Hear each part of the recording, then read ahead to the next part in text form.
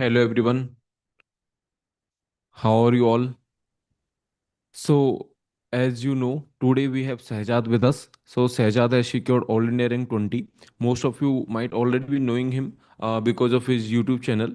So, can you tell me what is the name of the YouTube channel? So, in the comments, I think someone has already written, but how many of you already know Sehjad? And have you seen his YouTube videos also? So he is already very popular with the YouTube channel One Last Try. So thank you Sajad for helping agreeing to help the students today. So basically, in this session, we will be taking your all of your questions. You can write on the chat, or you can unmute yourself and then can ask your questions. But before that, I would just request Sajad to briefly introduce himself regarding his rank and about his journey in the brief. That how he has secured this all India rank 20 and how the what was the background. I mean, you have taken the drop or you have not taken the drop. So, Sajad, can you please briefly introduce yourself?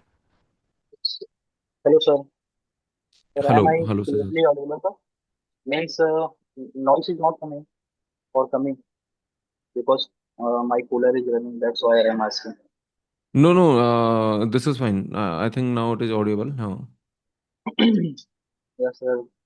So I did my masters from Banaras Hindu University. I am not from a BTech background or not from a computer science background. I did my masters from Banaras Hindu University, and this was my third attempt.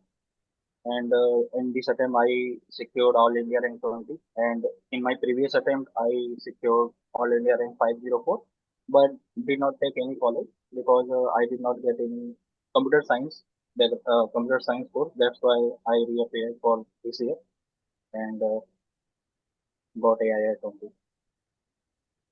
Okay, so Sajad, you have not done your BTech and you have done BSc, right? Yes, sir. BSc from mathematics and MSc from mathematics and computer. Okay, BSc and MSc in mathematics and MSc in mathematics and computing. Okay, and then after that you have taken 2 years of gap. Yes, sir. After that, I taken 2 year drop because I did not know at that time in MSc. I did not know that MSc people also can take Appear for gate. GATE Okay. exam. Yes, sir. That's why after MSc, I realized that I can also take GATE exam, and that was my first attempt after MSc in 2024. Okay. Yes, sir. Got it. Okay. So, by the way, can anyone confirm if there is a issue, if there is an issue in the voice? So, I think my voice might be clear. Are you able to also hear Sejad clearly? Okay. Is the voice clear, or is there any issue by any of from any of us? Okay. So, can anyone else also reply? So, there are many people who have joined. Anyone reply? If both our voices are clear. Okay, great. So now let's just continue. So by the way, how many of you have taken drop this year, and now you are preparing with the drop? So and also if you have not decided to take the drop, you can ask these type of questions. So regarding the drop, that how to handle the pressure or how to how to pursue that drop. So basically, if you like, we can go with the any questions, but since Sejad would be the I would say that one of the perfect candidate or one of the perfect topper who can answer your queries related to the drop. So, do anyone have any question related to 1 year drop or 2 year drop, or you should be taking drop or not, or any pressure that we feel during the drop, or how to manage that year, or anything regarding the drop? Anyone has any question?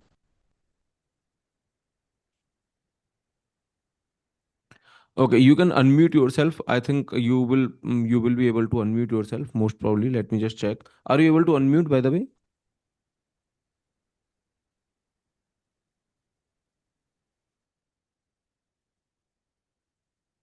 Okay, so you should be able to unmute, right? Can you please confirm me?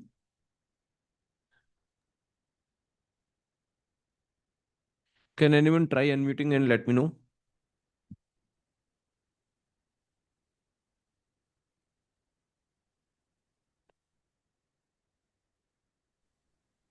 He said Yes, we are sir. unable to unmute. Yes, sir, we can unmute. Okay, so can you do you have any question? Please ask. So not related to drop only. Like you can ask any question related to your preparation. Let's just go in the flow. So please ask any question you have.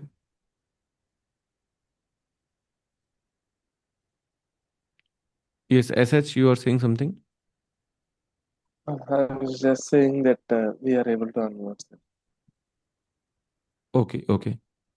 So actually, this session is just Q&A session. So if you don't have any question, you don't have to attend the session. So just a Q&A session, and if you have any question, then you can ask. Otherwise, like the purpose of the session will be defeated. Like you can ask any question by unmuting yourself. Yes, Joravar, you can ask the question. Hello sir sir good evening. Good evening भैया। Good evening. Sir Yes, good evening. Sir मुझे एक बात पूछनी थी भैया से कि जो ऑप्शनल टॉपिक आपने लिखे थे अपने लेक्चर्स में कि आप कर भी सकते हो या नहीं कर सकते, जैसे टीओसी में पंपिंग लेमा है और एक मीली मोर मशीन है, ये सब टॉपिक हमें करने हैं, मतलब आपने करे थे ये सब टॉपिक? तो एक तरह से सारे टॉपिक ये थे, कोई टॉपिक इस बार हम्म। छोड़ा नहीं। लास्ट ईयर मैंने छोड़ा हुआ था, but I think hmm. Totally छोड़ना किसी टॉपिक को ज्यादा बेटर नहीं है। आप एक बार कम से कम देख लो। या तो आप एक काम कर सकते हो कि गेट और फ्लो के साइड पे जो पीवाईक्यूज वाले एक पीडीएफ है, उसमें कौन सा यस। टॉपिक कितनी बार 20 to 30 ईयर में पूछा गया है उसके नंबर्स लिखे हुए हैं। तो आप वहां से एक काम कर सर। सकते हो, देख सकते हो जो कम पूछा है तो उसको आप थोड़ा सा मतलब ऊपर ऊपर से पढ़ के छोड़ सकते हो। जैसे कि एक टॉपिक था ना, बूट्स एल्गोरिथम, वो कभी नहीं आता था बट यस। एक बार आ गया था 2025 में। ऐसे ही कुछ कुछ टॉपिक होते हैं जो कभी पूछे नहीं आते हैं, बट हो सकता है वो पूछ सकते हैं, तो छोड़ने से बेटर है आप एक बार उसको ऊपर ऊपर से देख लो, बट देख लो एक बार, ठीक है। ओके। सर जैसे ही पंपिंग लेमा 2 बार पूछा गया था, आज तक 2 बार क्वेश्चन आए हैं उसके, और इसके भी आए थे सर, मिली बोर मशीन के 2 क्वेश्चन आए हैं आज तक। तो मतलब ये पूरे हाँ, टॉपिक टॉपिक अच्छे से पढ़ रहे। ओके। ऐसा कोई टफ टॉपिक नहीं है मिलियन मोरे मशीन, आप चाहो तो एक आवर में भी खत्म कर सकते हो। तो इट्स बेटर ओके। कि एक दिन आप बैठ के उसको देख लो, उसमें कुछ इंपॉर्टेंट पॉइंट है उसको नोट कर सकते हो आप, ताकि बाद में बस रिवीजन के टाइम पे एक बार देख सकते हो, एक दो प्रैक्टिस क्वेश्चन कर सकते हो। तो देख लेंगे तो बेटर होगा। अदरवाइज क्या होगा कि क्वेश्चन कभी आ गया तो वो आप कर नहीं पाओगे। और मोस्टली ऐसे होता है ना कि जो टॉपिक को हम छोड़ भी आते हैं उससे इजी टाइप के क्वेश्चन आ जाते हैं। जैसे इस साल ही सेट 2 में एक स्टैट का क्वेश्चन था, एकदम स्ट्रेट फॉरवर्ड था, शायद नॉर्मल डिस्ट्रीब्यूशन से। Most of the people I think statistic छोड़ देते हैं, बट आई थिंक जिसने ऊपर ऊपर से ही पढ़ा होगा, सिर्फ डेफिनेशन देखा होगा, उसने भी उसको कर लिया होगा। तो इट्स बेटर कि मिली एंड मूरी मशीन है तो आप उसको 1 आवर 2 आवर कभी देखो, उसको पढ़ लीजिए, उसमें कोई एक दो पॉइंट इंपॉर्टेंट होंगे। मिली से मूरे में कन्वर्जन कैसे होता है, उसका इसमें कन्वर्जन कैसा होता है, तो ये सब चीजें आप पढ़ सकते हो, ठीक ओके सर। सर वन एक चीज और पूछनी थी सर। सर मेरे को सर पीवाईक्यू सॉल्व करने में बहुत टाइम लगता है, जैसे कि मतलब कोर्स में तो मैं कर ले सर के साथ साथ हो जाते हैं, लेकिन है। सर अगर मैं कोई 2 नंबर का 2 मार्क्स का पीवाईक्यू है तो मुझे एटलीस्ट 10 10 मिनट तो मैं कोशिश करता हूँ कि मैं खुद से सॉल्व करूँ। लेकिन सर नहीं होता है तो फिर मैं समझता हूँ तो जो टफ क्वेश्चन होता है जनरली मुझे करने में 20 20 मिनट लग जाते हैं, तो सर मतलब पीवाईक्यू में बहुत टाइम ले जाते हैं सर ऐसे करने में, तो सर मतलब क्या करना चाहिए कोर्स इसके में लिए? कोर्स में कैसे करते हो आप? मतलब सिर्फ देखते जाते हो कि उसको खुद से सोचते हो कोर्स के नहीं, टाइम में? पहले मैं एक बार जब मैं सर की वीडियो देख रहा होता हूँ तो पहले मैं ट्राई कर लेता हूँ कि अगर मुझसे समझ में आ रहा है, हाँ, मतलब जितनी चीजें मुझे आ रही होती है ना मैं लिख लेता हूँ उन्हें, अच्छा ये इसमें यूज होगा। अगर हो जाता तो सही, नहीं होता तो फिर मैं वीडियो कंटिन्यू कर लेता हूँ। लेकिन ये सर। देखो, अभी कोई इशू नहीं है। ये इनिशियल फेज में सबके साथ होता है कि बहुत सारे होता है कि हम पहली बार पढ़े होते हैं, फिर क्वेश्चन को सॉल्व करते टाइम अप्रोच नहीं समझ में आती है। वो धीरे धीरे जब आप प्रैक्टिस करते जाओगे ना, तो धीरे धीरे टाइम कम होता जाएगा। अभी फिलहाल आप फोकस करो एक्यूरेसी पे, टाइम मैनेजमेंट वो बाद में सही हो जाता है। अभी ट्राई करो कि मुझसे कम से कम क्वेश्चन लग जाए, उसका अप्रोच मैं पकड़ सकूं, सॉल्व हो सके बेसिकली। 10 मिनट लग रहे हैं, ओके है, अभी कोई इशू नहीं है। बट धीरे धीरे जब थोड़ी एक्यूरेसी बेटर हो जाए, 60 to 70% आप पीवाईक्यू वगैरह या क्वेश्चन सॉल्व कर लो, तब ट्राई करो कि यस। उसको फास्ट करने का। और तब अगर टाइम लग रहा है, मे बी 5 मिनट 10 मिनट लग रहा है, तब आप वहां पे सोचो कि मुझे टाइम एक्स्ट्रा क्यों लग रहा है। मे बी आप सॉल्यूशन लिख सकते हो कि मे बी मेरा सॉल्यूशन गड़बड़ हो, मैं दूसरे वे में सोच रहा हूँ, तो आप वो कर सकते हो। और कोई अच्छा यस। सॉल्यूशन बेटर वे में मिले तो उसको नोट डाउन कर सकते हो, देख सकते हो। तो अभी कोई इशू नहीं है, अभी आप फोकस करो एक्यूरेसी पे, 10-20 मिनट लग रहे हैं, कोई इशू नहीं है, बस सॉल्व करो। एंड 1-2 मंथ बाद अगर लगे कि हाँ अब मेरी एक्यूरेसी बेटर हो गई है, देन आप फिर चेक करो कि हाँ मुझे 10 मिनट लग रहे हैं इस क्वेश्चन में, तो उसका रीजन क्या है, आप रीजन जोड़ो, देन उसको नोट कर सकते हो आप एक जगह, ठीक है। Okay sir. Hmm. Sir last doubt और सर सर मैंने सर परमुटेशन कॉम्बिनेशन पढ़ा था, लेकिन सर हम्म। मुझसे ना उसके पीवाई के सॉल्व नहीं हो पा रहे सर। जितने सर ने करा दी वो तो समझ में आ गए मेरे, लेकिन सर अलग से इनमें समझ ही नहीं आते सर कॉन्सेप्ट, मतलब कि किस में से क्या चुनना है सर, वो बहुत दिक्कत करते हैं मुझे, मतलब पी एंड सी थोड़ी। अगर ज्यादा दिक्कत हो रहा है तो एक बार आप और उसको, मैं कहूँगा एक बार और लेक्चर को थोड़ा सा देखो या रिवाइज करो एक बार, और कुछ इजी क्वेश्चन पिको, जैसे कुछ होते हैं, कुछ क्वेश्चन तब भी होते हैं उसके, तो आप एक काम यस कर सर। सकते हो कि ओवरफ्लो के साइड पे जो है ना पीवाईक्यू, उसमें देखो उसमें यस। वो मार्क रहता है कि वो इजी टाइप है कि नॉर्मल क्वेश्चन है कि मॉडरेट टाइप है, तो आप इजी इजी क्वेश्चन पहले पिक करके ट्राई कर लो 1 मार्क्स टाइप के, उससे आपका थोड़ा ओके सर। प्रैक्टिस हो जाएगा। या फिर आप किसी बुक से कर सकते हो। मैंने क्या किया था, मैंने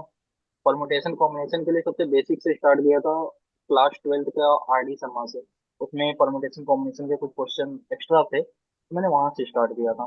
तो वहां से थोड़े बहुत क्वेश्चन इजी लगाने के बाद फिर मैं यहाँ पे शिफ्ट हुआ था, फिर पीवाईक्यू सॉल्व किया था, फिर टेस्ट सीरीज के सॉल्व किया था। तो ऐसे मैंने सॉल्व किया था। वैसे सच बताओ तो इसमें उतना टाइम देने की नीड नहीं है, आप थोड़े टाइम देना, क्योंकि मोस्ट ऑफ द चांस है कि वन क्वेश्चन आता है 1 मार्क्स का और 2 मार्क्स का, तो ज्यादा यस। उसमें टाइम देने की नीड नहीं है। आप कुछ क्वेश्चन सॉल्व करो, कुछ इजी टाइप के, कुछ मॉडरेट टाइप के।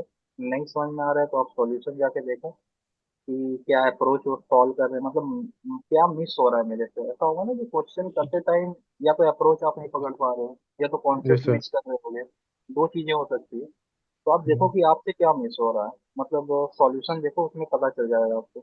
फिर हो सके तो उसको एक बार और रिवाइज करके फिर दोबारा अप्रोच ट्राई करो, तो ऐसे प्रैक्टिस करते जाते वो सही हो जाएगा, ठीक है।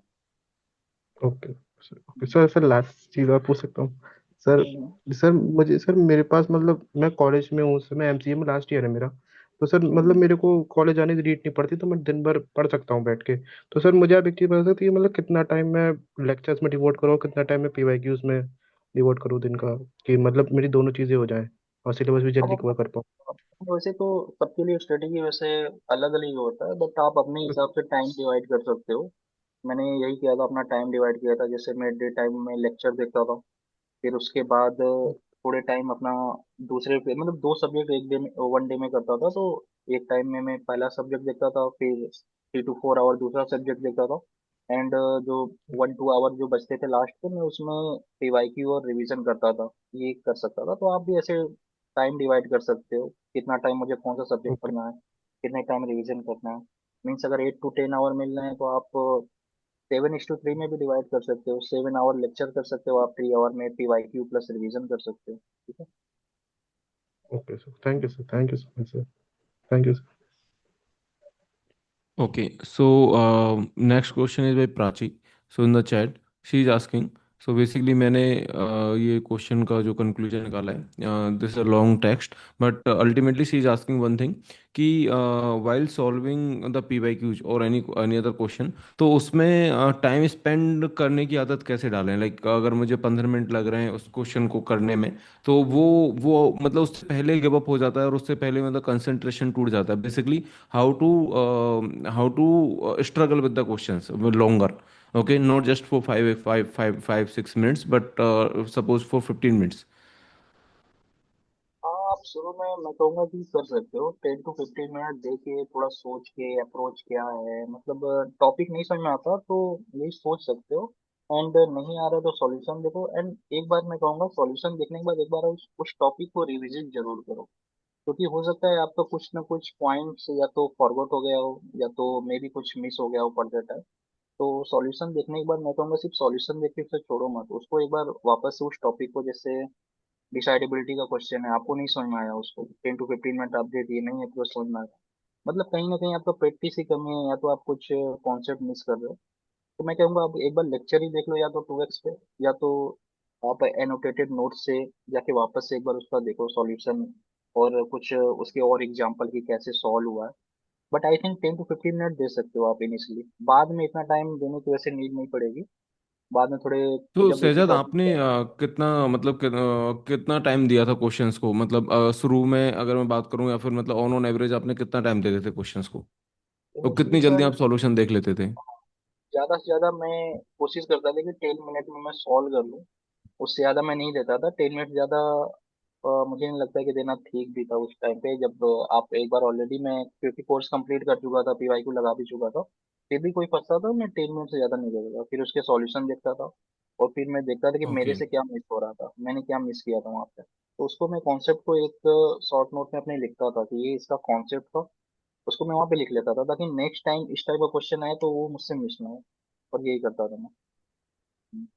Okay okay.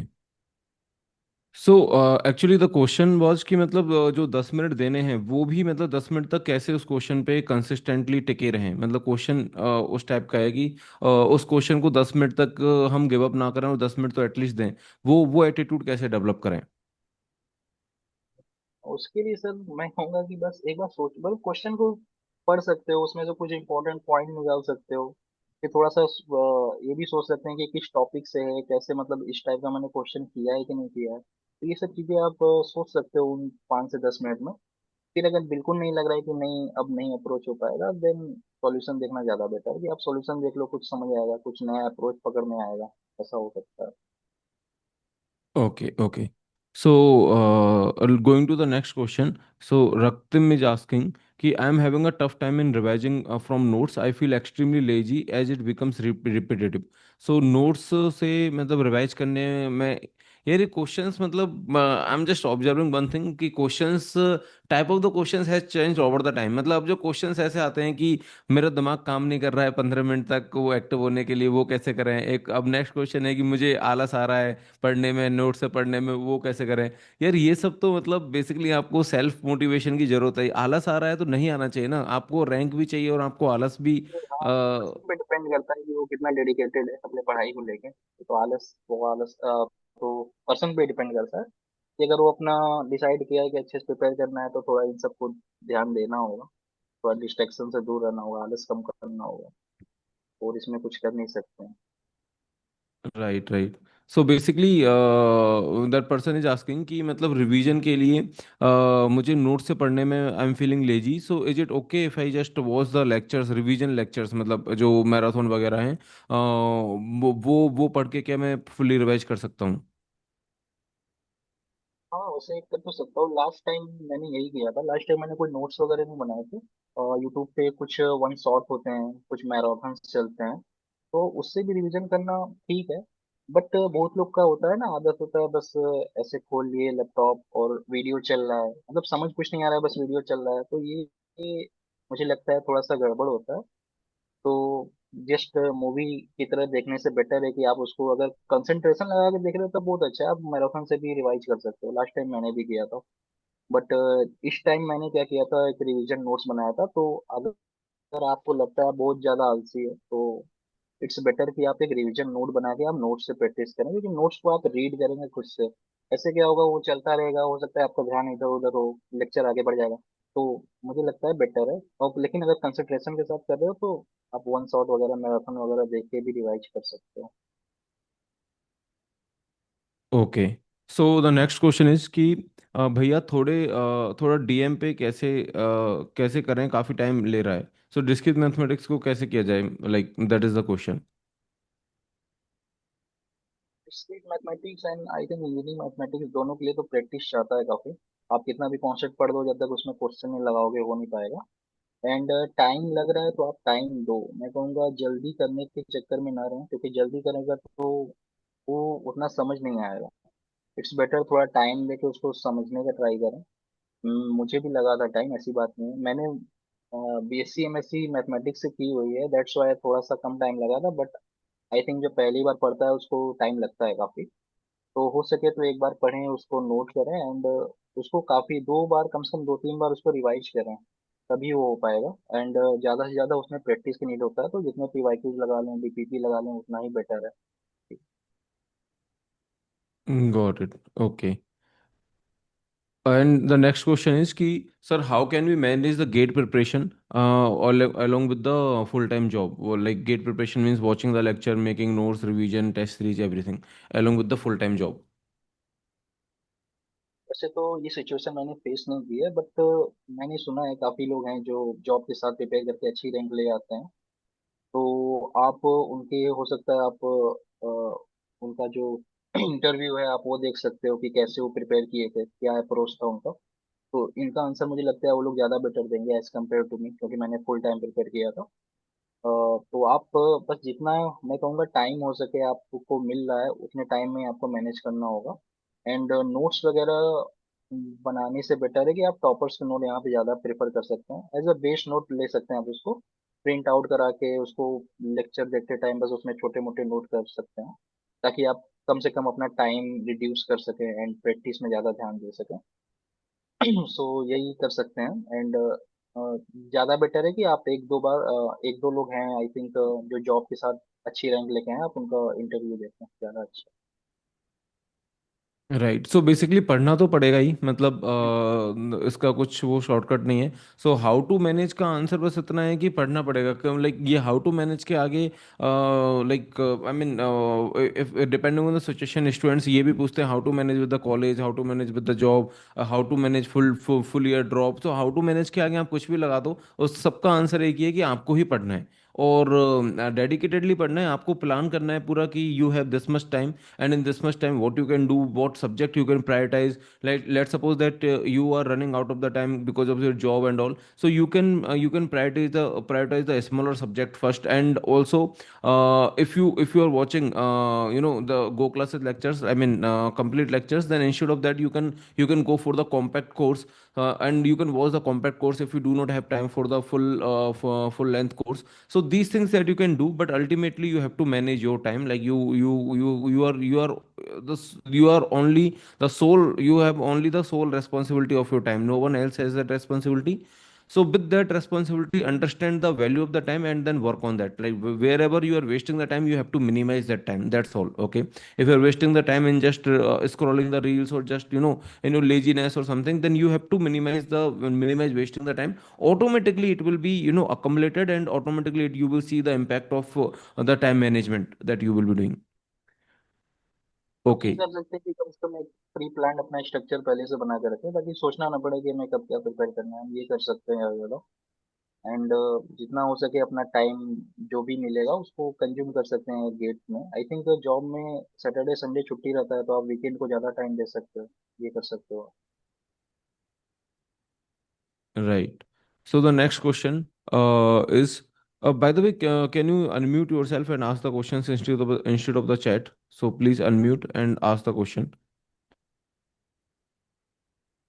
Yes, Ajitesh, can you unmute yourself?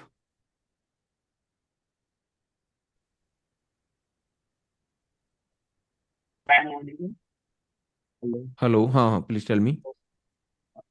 Sir एक भैया से डाउट पूछना था मुझे हाँ डिस्क्रीट हाँ, में। बताइए। डिस्क्रीट में आपने सर मैं थोड़ा सा बैक हो गया हूँ, लगभग एक दो दो वीक पीछे चल रहा हूँ। तो जिसके कारण मतलब अभी पढ़ाई करता हूँ तो मैं लगातार लेक्चर ही करते जा रहा हूँ। इससे हो क्या रहा है कि अब डीपीपी आते हैं डेली पे, तो मैं जब डीपीपी सॉल्व करता हूँ तो मुझसे होते ही नहीं है, क्योंकि मैं रिवीजन भी नहीं कर पा रहा हूँ। अब उसके कारण इतना लंबा कोर्स हो गया डिस्क्रीट मैथ का कि मैं कंप्लीट नहीं कर पा रहा हूँ ऑन टाइम। और उसके कारण क्या होता है, मेरे दूसरा जो सेकेंड सब्जेक्ट है वो छूट जा रहा है। तो उसको करने के लिए मैंने डिस्क्रीट मैथ का टाइम कम कर दिया हूँ, इतना ही पढ़ूंगा सब वो। और उसके कारण जो कोर्स है ना वो वीकली कोर्स वो बहुत आगे चला गया, लगभग दो वीक मेरे साथ है। तो इस चक्कर में बड़ी बड़ी कंप्लीट करने के चक्कर में बीपीसी मेरे सॉल्व नहीं हो पाता है अच्छे से सर, जिसके कारण मेरे को हर और आज तक जैसे फर्स्ट ऑर्डर लॉजिक में मैं कर पा रहा था और इसमें मेरे को लगभग आंसर देखने पड़ जा रहा है। तो दिक्कत हो रहा है मुझे लग थोड़ा सा। और फिर पता नहीं होता है ना फोमो सब चीज नहीं करना है, तो थोड़ा सा वो चक्कर मार रखा हूँ। तो उससे थोड़ा सा आप बता दें कैसे डिस्ट्रिक्ट मैथ को टैकल करूँ, तो थोड़ा सा दिक्कत आ रही है सर। तो आप लाइव लेक्चर देखते हो कि रिकॉर्डेड देखते हैं? हाँ भैया मैं रिकॉर्डेड देखता हूँ सर, क्या है ना फुल लेंथ जो रिकॉर्डेड लेक्चर आती है वो देखता हूँ पूरा। तो तो वीक पीछे चल रहा हूँ तो इसका तो कोई फिर नहीं बचता।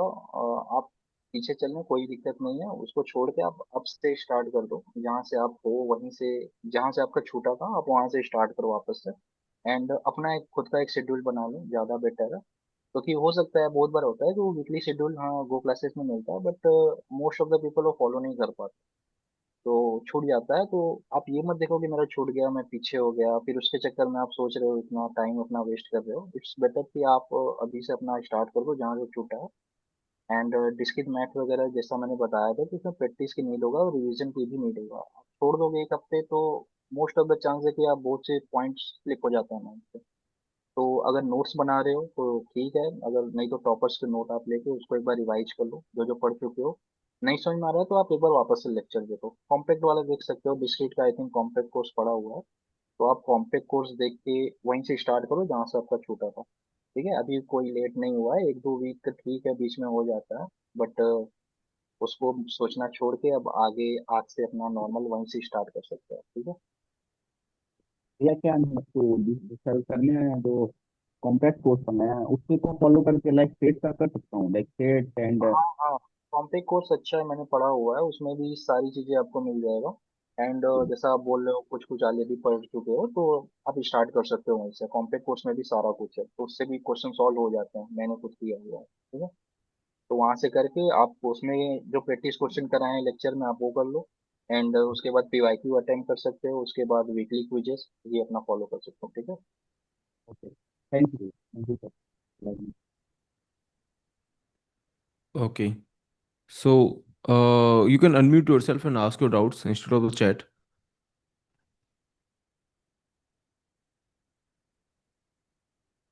So meanwhile, there is one question by Ankit Anand. Sir syllabus कब तक कंप्लीट हो जाना चाहिए और पहले वीडियो लेक्चर फिनिश करूं या चैप्टर पढ़ना उसके उसके क्वेश्चन और पीवाईक्यूज पहले फिनिश कर दूं? पहले कैसे फिनिश कर सकते हो यार, मतलब पीवाईक्यूज मतलब, या जैसे कोई चैप्टर पढ़ा उसके क्वेश्चंस और पीवाईक्यूज, अच्छा मतलब basically he saying, so basically the question is कि पूरा सारे लेक्चर्स देखते जाऊं लगातार या हर हर चैप्टर को पढ़ने के बाद उसके पीवाईक्यूज वगैरह पहले करूं?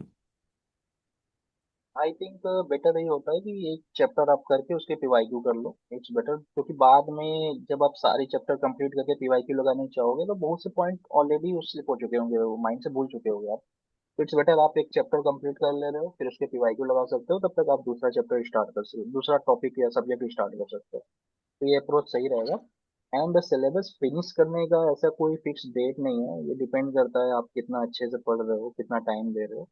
तो सबके लिए डिपेंड करेगा अलग अलग। दिसंबर में भी कंप्लीट होगा तो भी कोई बात नहीं है, but on an average I think सबका अगस्त सितंबर तक का टारगेट रहता है, तो आप वो टारगेट रख सकते हो मोटा मोटा। आगे भी चला जाए तो कोई दिक्कत नहीं है, लेकिन हाँ पढ़ रहे हो तो अच्छे से करके दिसंबर तक भी अगर 80-90% या 100% कंप्लीट हो जा रहा है तो भी ओके है। Okay. Yes, AD is one student. AD, you want to ask something? Yeah, yeah, sir. Good evening, sir. Good Good evening, evening. Sachin, sir. And many congratulations to Sajad Bhaiya for being All India Rank 20 this GATE exam. Bhaiya, I have appeared in this exam in 2026, although I had completed 4 to 5 subjects. I studied from co-classes only, but with the restrictions of time from college, I won't able to complete the subjects, and ultimately, um, I ended up not getting a good rank. But yeah, I qualified the exam.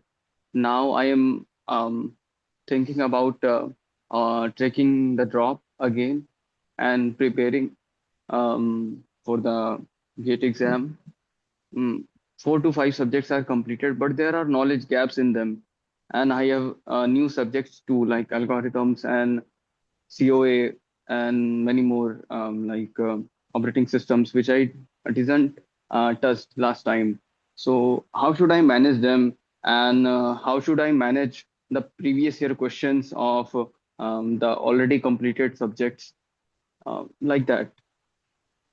And what time I give to the questions. Actually, the questions are the main thing. When I was reappear for the exam, I first analyzed my last year and I started with the remaining topics or most wrong subject like algorithm. So you can also start with your remaining subject, I think.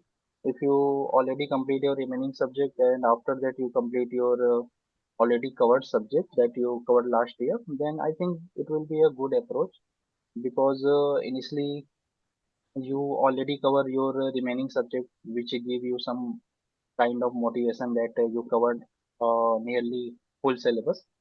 So it's better to start with I think COA and operating system, as you said you not covered last year. So I think just start with that and watch. You can watch full lecture for COA and OS and for covered subject like you covered last year. You can watch compact courses. Okay, compact courses and just try Okay. to solve PYQs of 25 to 30 at least two time. I think it's better. Okay. And after that, you can solve weekly quizzes, test series. Okay, Okay. so Okay. you can follow this approach. Okay.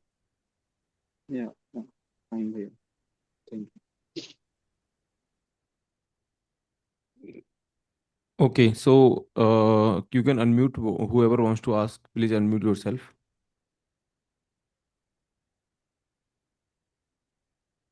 Okay, there is one question by Puva Roshan. So he or she is asking that, sir, I completed my degree in 2022. After 1 year, I prepared for GATE exam, but I'm not qualified, and I dropped 2 years work in non IT job basically. Last year, 3 months GATE prepare for GATE. 3 months prepare GATE. I went to the prepare. I want to prepare GATE CSE 2027. I want to study MTech in top IIT. Sir, is this my decision better or not? So basically, BTech got completed in 2022, and after 1 year prepared for GATE, and then did some job, and now taking the drop again. So what would you suggest, Sajad? Think it's never too late to start something. Like I am also passed out in 2023, and many my friends said that to take a job or join something coaching like. But I have self belief that I can do my best in this attempt. That's why I think you can also start if you decide. Then you can also start for preparing 2027. And if you are preparing, then just give your 100% this time. Be consistent and try to give your full effort. And yes, you can also achieve a top 50 or under 100 rank, I think, if you preparing with full dedication. Right, right. So basically, like it completely depends on you. And if you have already determined that you are going to prepare, then do not overthink it. Okay, again and again. If you have already determined, just start preparing. And GATE is not that much tough examination. It just requires you to stay consistent and also study as much as possible. Okay, and rank in GATE is definitely possible. Currently, you might think that okay, like how is this really possible to get top rank? और या फिर मेरी like बाकी लोगों की तो आ जाती है लेकिन मेरी तो कभी नहीं आई किसी भी एग्जाम में। क्या मेरी गेट में रैंक आ सकती है? तो ये सारे डाउट्स हो सकता है कि आपको हों, और not just to you, to many other aspirants हो सकता है डाउट्स हों। लेकिन एक बात पक्की है कि अगर आप मेहनत करोगे तो गेट में रैंक आएगी ही आएगी। बहुत ही रेयर केस में ऐसा होगा कि आप मेहनत करोगे और रैंक नहीं आएगी। बाकी मोस्ट ऑफ द एस्पिरेंट्स और most of the toppers that I meet, जो मेहनत करते हैं उनकी गेट में रैंक आती आती है। गेट इतना टफ एग्जाम नहीं है जितना आप सोच रहे हो कि यूपीएससी के जितना टफ होगा या कुछ ऐसा। GATE is a approachable exam, I can say, मतलब आप मेहनत करोगे तो रैंक आ जाएगी। और गेट में ऐसा नहीं है ना कि फेल पास, मतलब अगर या तो आप फेल ही हो गया पास ही हो गए। यहाँ पे अगर आपकी रैंक 600 700 800 तक भी आती है तो भी आपको बहुत सारी अच्छी अच्छी अपॉर्चुनिटीज मिल जाती हैं। सो द नेक्स्ट क्वेश्चन इज भाई, हाँ सजाद। हाँ सर, वही कर रहा था कि सेम सिचुएशन मेरा भी था। लाइक एमएससी में था तो कभी कभी डाउट होता था कि लाइक यहाँ पे 90 to 95% लोग बीटेक के होते हैं, वो जो कि ऑलरेडी सेम स्ट्रीम में है, सेम चीज़ पढ़ रहे हैं, डिफरेंट चीज़ मुझे पढ़ना है। बट होता है कि थोड़ा सा बिलीव था खुद पे कि हाँ मैं पढ़ रहा हूँ, तो मुझे इंटरेस्ट भी था और था कि मैं कर सकता हूँ, इससे बेटर कर सकता हूँ। दैट्स वाई मैंने अप्रोच किया था। तो मैं उनको भी वही करना चाहूंगा, अगर आप डिसाइड कर रहे हो तो अपने पे भरोसा रख के एकदम प्रॉपर फुल डेडिकेशन के साथ प्रिपेयर करो और अचीव हो जाएगा, ऐसा कोई टफ नहीं है। Right. So the next question, yes, HP is one of the user. Can you unmute yourself and ask? Hello sir, good evening sir. Yes, good evening. Sir मैं ये बोल रहा हूँ सर कि डिस्क्रीट मैथमेटिक्स में sir मैं पढ़ता हूँ, सर रिवीजन भी करता हूँ, लेकिन सर क्वेश्चन उसका अच्छा से बन नहीं पाता है। बार बार कंसेप्ट भूल जाते हैं सर। और एल्गोरिथम में हमको सर टाइम कॉम्प्लेक्सिटी वगैरह में हमको दिक्कत होता है सर। तो बार बार पढ़ते वो भूल जाते हैं सर, हमको समझ में नहीं आता है सर क्या करें। तो एक काम कर सकते हो आप, मे भी अब अगर आप कॉन्सेप्ट भूल रहे हो तो एक तो आप नोट्स अगर बनाए हो तो बहुत अच्छी बात है। एंड आई थिंक जब आप नोट्स पढ़ते हो ना दिन में, तो रात में एक बार उसको रिकॉल किया करो आप दिन में क्या पढ़ रहे हो। ऐसा क्या होता है ना, अपना माइंड थोड़ा सा बायोलॉजिकल है, वो कुछ चीजें जो उनको उसको अननेसेसरी लगता है रात में सोने के बाद वो ओमिट हो जाता है। तो आप एक काम कर सकते हो कि रात में एक बार रिकॉल किया करो आप दिन में क्या पढ़े, क्या नया सीखे हो, क्या क्या किए हो। तो उससे क्या होगा ना, आपका थोड़ा सा कंसंट्रेशन और थोड़ा सा रिटेंशन पावर बढ़ेगा उससे, ठीक है। तो आप ये किया करो। और क्वेश्चन नहीं समझ में आते हैं तो बस मैंने जैसे जो बताया हुआ है कि आपको नहीं समझ में आ रहा है, 5-10 मिनट दो, सोचो उस पर, देन उसका सॉल्यूशन देखो आप, और देखो कि आपसे क्या मिस हो रहा था। एंड जो मिस हो रहा था उसका कॉन्सेप्ट आप लिख सकते हो। एंड उसको आप जब भी नेक्स्ट अपना रिवीजन कर रहे हो या कोई टॉपिक टेस्ट या सब्जेक्ट टेस्ट देने जा रहे हो, या कोई क्वेश्चन ही मान लो पीवाईक्यू सॉल्व करने जा रहे हो, तो एक बार उसको रिवाइज कर लो। इससे क्या होगा ना, आपके कॉन्सेप्ट सारे अच्छे से माइंड में वो बैठते जाएंगे। तो ये एक अप्रोच अच्छा रहता है, ठीक है। मैं भी यही करता था, नाइट में मैं अपने पूरे डे को रिकॉल करता था कि मैंने क्या किया आज पूरे दिन। इससे बहुत सी चीजें मुझे याद होने लगी थी कि मैं नेक्स्ट डे या कोई भी टॉपिक ऐसे सब्जेक्ट देता था तो मैं पॉइंट बहुत सारे माइंड में आ जाते थे कि हाँ ये पॉइंट है। अदरवाइज मोस्ट चांसेस होता था कि मैं नेक्स्ट डे ही भूल जाता था, ऐसा होता था, ठीक है। आप ये अप्रोच फॉलो कर सकते हो। क्योंकि सर ऐसा भी होता है सर कि जैसे सर मैं कंसेप्ट क्लियर है, उसके बाद भी सर टेस्ट में मेरा अच्छा नंबर नहीं आ पाते हैं कुछ कुछ सर। हाँ, इनिशियल फेज में है तो कोई इशू नहीं यार। और आप तो मैं बस ड्रॉपर मैं ड्रॉपर हूँ सर। टॉपर हो, देन एक काम कर सकते हो। अगर एक तो हो सकता है कि आप अप्रोच नहीं पकड़ पा रहे हो, मैं वही कर रहा हूँ, कॉन्सेप्ट लिख सकते हो। नहीं तो आपको पीवाईक्यू में इजी इजी टॉपिक से स्टार्ट करो, मतलब इजी जो क्वेश्चन है ना आप उनसे स्टार्ट कर सकते हो।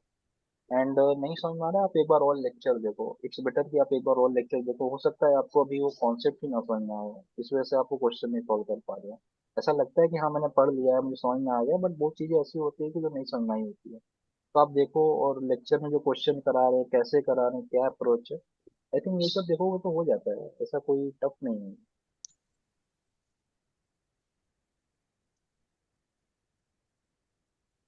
Okay. So yes, Janvi, are you asking some question? Good evening sir, good evening भैया। मुझे ये जानना है कि मैं कॉन्सेप्ट सब चीज़ क्लियर रहता है, बट वीकली क्विज में मार्क्स उतना कुछ कुछ सिली मिस्टेक की वजह से मेरा मार्क्स 50% कभी 60% ही रह जाता है। तो उससे थोड़ा डिमोटिवेट हो जाती हूँ कि एग्जाम रैंक आएगा या नहीं। तो आप सारे क्वेश्चन अटेम्प्ट कर लेते हो उतने टाइम में। क्वेश्चन अटेम्प्ट हो जाता है, कुछ एक दो रह जाता है, लेकिन कुछ सिली मिस्टेक की वजह से नेगेटिव चला जाता है या गलत हो जाता है। तो आप देखो, मैं कहूँगा इनिशियल फेज में आप एक्यूरेसी पे फोकस करो। आप जल्दी के चक्कर में कभी कभार होता है कि हम बहुत से पॉइंट मिस कर देते हैं, या फिर जो क्वेश्चन पूछता है हम वो ना बता के कुछ और बता देते हैं। तो आप ये कर सकते हो कि शुरू में ट्राई करो क्वेश्चन थोड़ा अच्छे से समझ के करने का। छूट जाए 4-5 क्वेश्चन, कोई इशू नहीं है। बट आप शुरू में एक्यूरेसी पे ज़्यादा फोकस करो एज कम्पेयर टू टाइम। और बाद में जब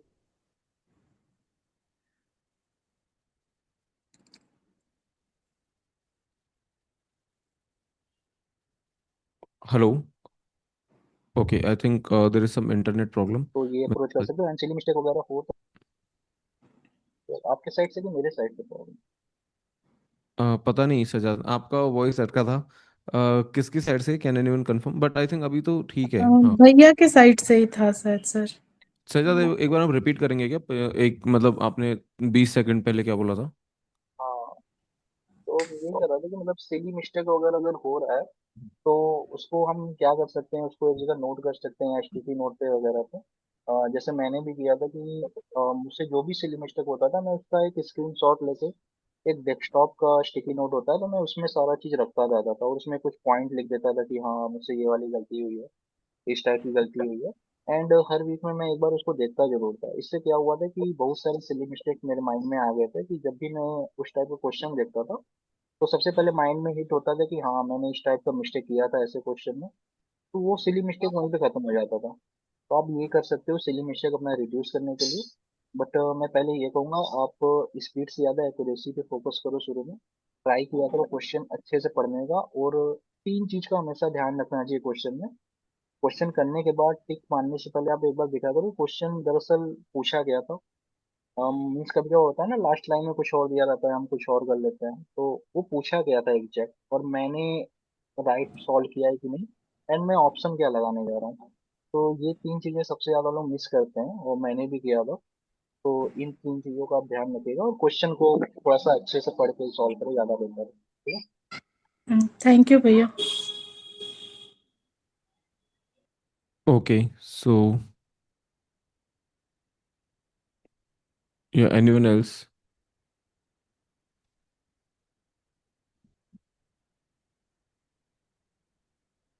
You can unmute yourself and you can ask your doubt. I think Veena, you wanted to ask something earlier.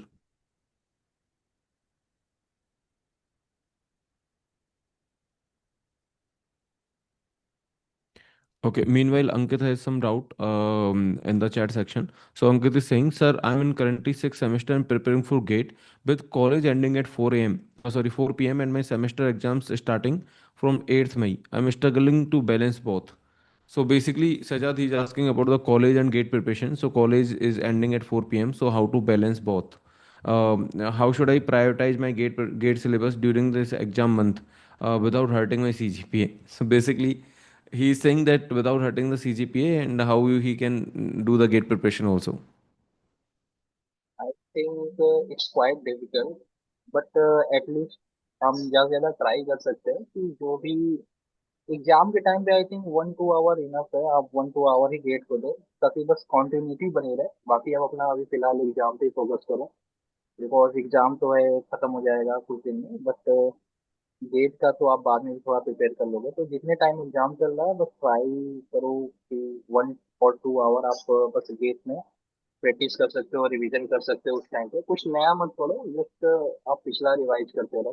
पिछला रिवाइज करके कुछ क्वेश्चन आप प्रैक्टिस करते रहो ताकि आपकी कॉन्टिन्यूटी बनी रहे। तो आप ये कर सकते हो।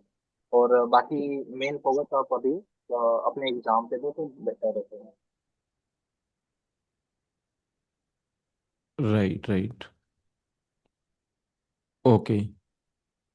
So one of the student is asking that, sir, can I be dependent on the compact course that we are providing for discrete mathematics? Should I watch? I have already watched the compact course, and should I watch the longer course also?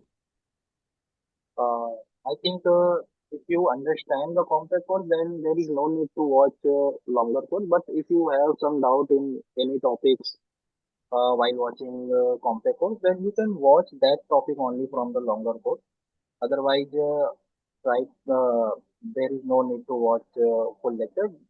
Compact course of discrete mathematics, I think very good. I also watched that and I easily solve many PYQ, nearly all PYQ, and yeah, all topics cleared from complex courses. Okay, okay, got it. So basically, you can rely on the compact courses. Yeah. Now you can also write your doubt in the chat, or you, if you want, you can unmute yourself.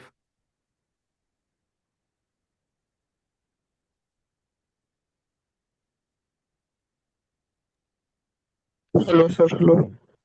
Hello, Jadip. जी sir, मैं ये सब बोल रहा था कि sir drop matter करता है क्या सर प्लेसमेंट में? अगर तो ऐसा तो मुझे भी डाउट था। अगर ऐसा कुछ मैटर करता तो मैं शायद प्रिपेयर ही ना करता। मैं यहाँ होता ही नहीं। बस मैंने बहुत लोगों से पता किया था बहुत कुछ सीनियर से बात की थी तो उन्होंने बताया था ऐसा कुछ मैटर नहीं करता है। बट हो सकता है कुछ कंपनीज हो जो पूछ सकती हैं आपसे। लेकिन इतनी सारी कंपनीज होती है मोस्टली आपका वो स्किल देखेगा आपका एमटेक का सीजीपीए देखेगा। उससे ज्यादा नहीं देखता है। तो आप इस पे ज्यादा ध्यान मत दो कि ड्रॉप मैटर करता है कि नहीं करता है। वो बहुत ही नेग्लेजिबल है उतना कुछ मैटर नहीं करता है। ठीक है।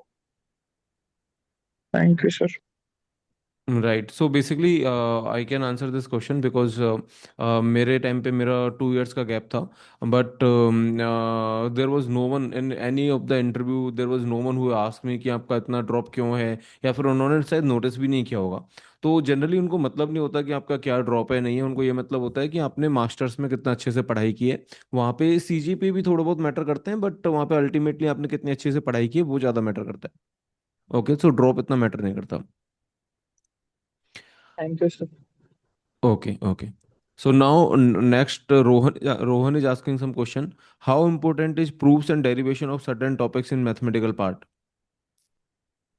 I think yeah, you can watch that, but I think for GATE, that's not much needed. I also I मतलब मैंने भी ऐसा कोई प्रूफ्स वगैरह उतने देखे नहीं थे। हाँ, but I already covered proofs and all in my MSc and BSc, because in masters and bachelors, everything you got from scratch, from मतलब आपको सारे प्रूफ्स वहाँ पढ़ाएंगे, सारा कुछ देखेंगे। तो मेरे पास मतलब माइंड में बहुत चीजें थी, ग्रुप थ्योरी वगैरह, ये होल सेमेस्टर का कोर्स होता था वहाँ पे। तो ये सब मैंने ऑलरेडी पढ़ा हुआ था, सो इजी था मेरे लिए समझना थोड़ा। But I think if you are study पहली बार अगर पढ़ रहे हो आप, तो आप देख सकते हो, ऐसा कुछ टफ नहीं होता। उनके प्रूफ प्रूफ देख लोगे तो आपको बेटर अंडरस्टैंडिंग हो जाएगी। बट इट डिपेंड्स कि आपके पास टाइम कितना है। अगर आप फुल टाइम ड्रॉपर हो, देन आई रिकमेंड आप देखो, जरूर देखो। But if you are college going और जॉब जॉब वाले पर्सन हो, देन आई रिकमेंड आप स्किप कर सकते हो उसको, ठीक है। Okay, okay. So anyone else wants to ask something?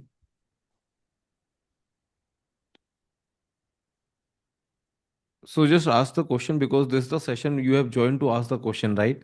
So mostly, I mean, you may not want to only hear other questions and answers. You might want to ask your own questions also, right? That is the purpose you have joined this session. तो आपको जो भी question है, just ask in this session. Just utilize these sessions because we are going to conduct these sessions more frequently, and if you utilize this session, it will be beneficial for you only. Anything that you are facing, like अभी जो भी मतलब आप face कर रहे हो कि कम कम number आ रहे हैं, या फिर अभी मैंने इतना ही सिलेबस किया है, या फिर अभी मुझे क्या करना चाहिए, कुछ भी जो आप फेस कर रहे हो वो आप पूछ सकते हो।